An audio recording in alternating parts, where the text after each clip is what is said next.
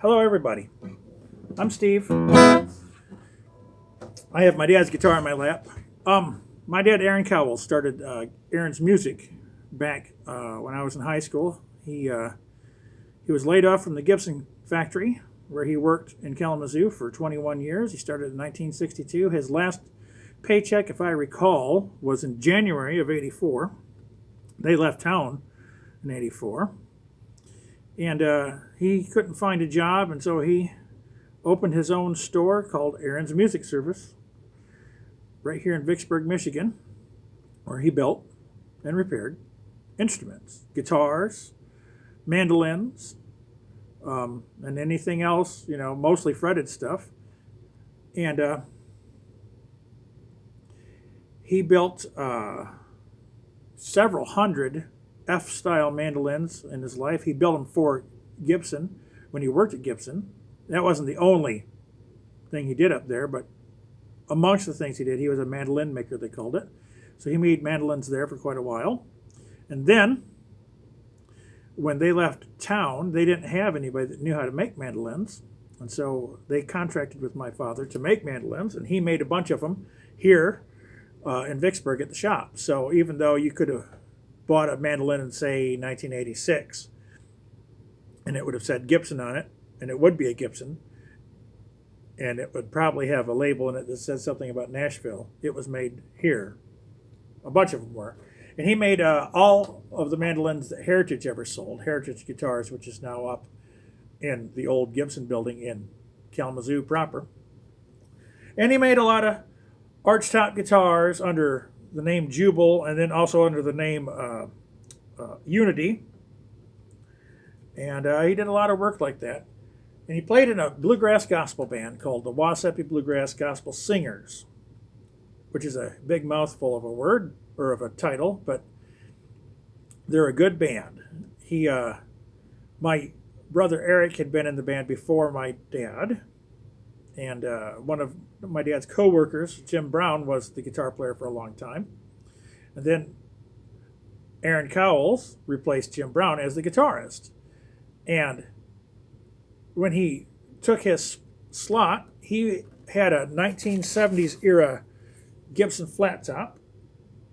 And it was a typical double X braced Gibson of the period, which means it sounded kind of tubby, and they don't have a good tone usually.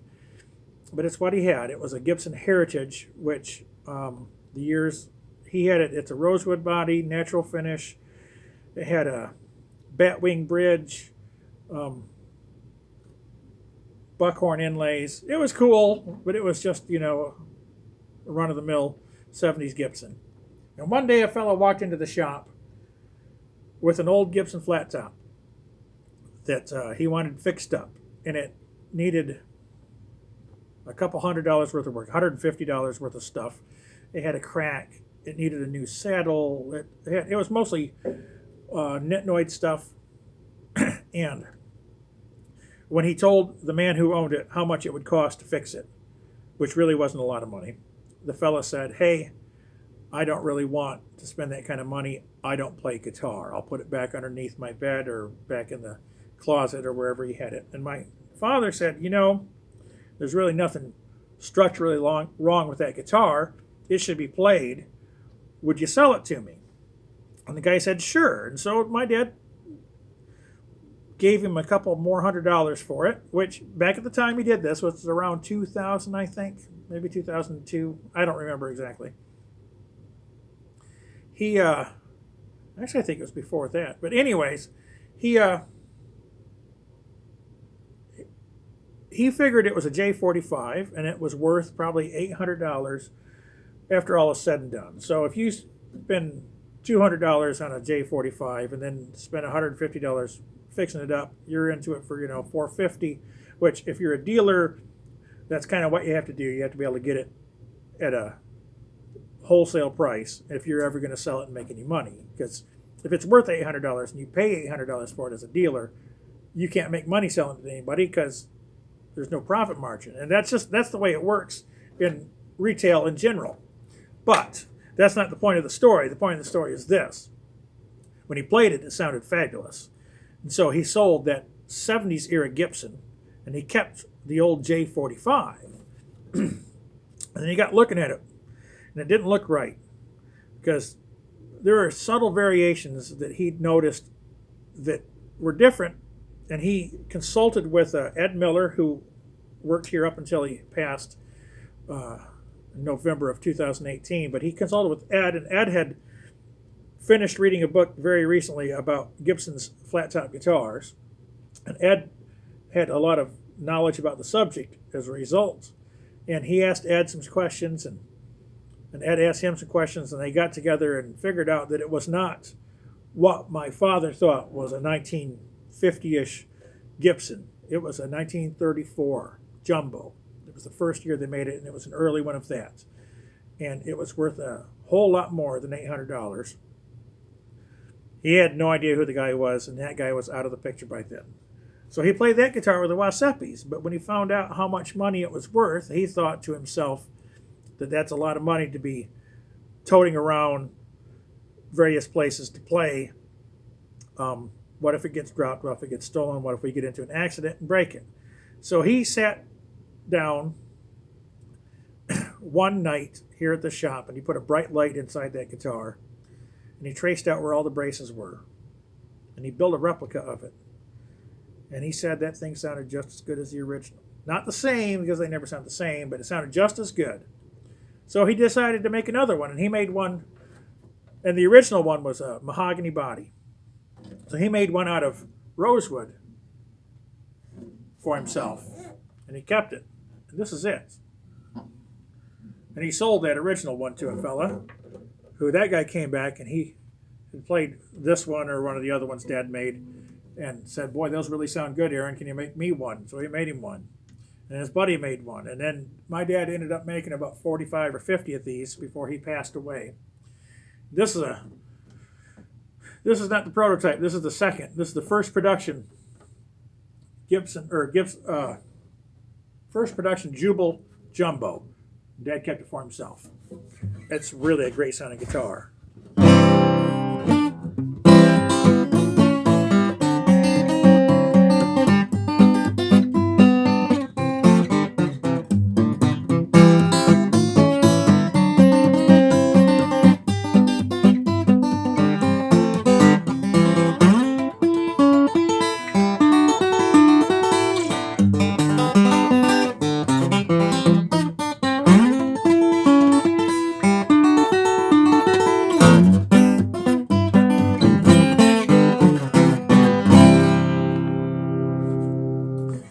Play it with a flat pick and play bluegrass stuff on it.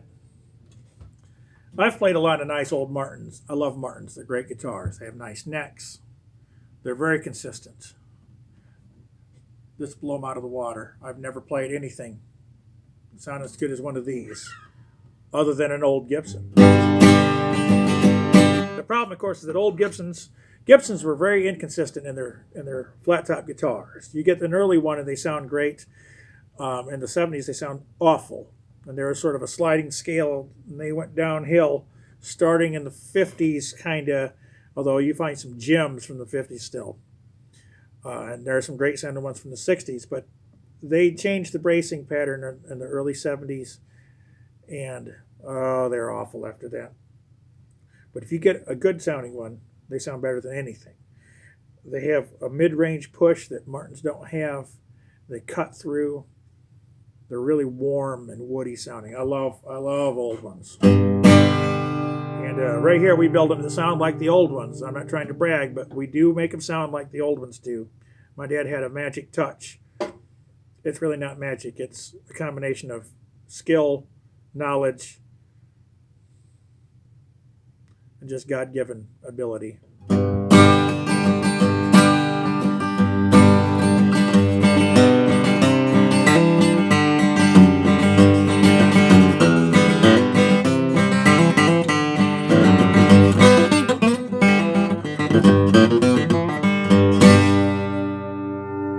Yeah, that sounds as good as any guitar you'll ever pick up.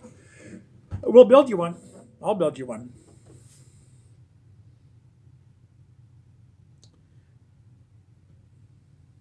You should come by and play it sometime. It's a great thing. I'll let you play it.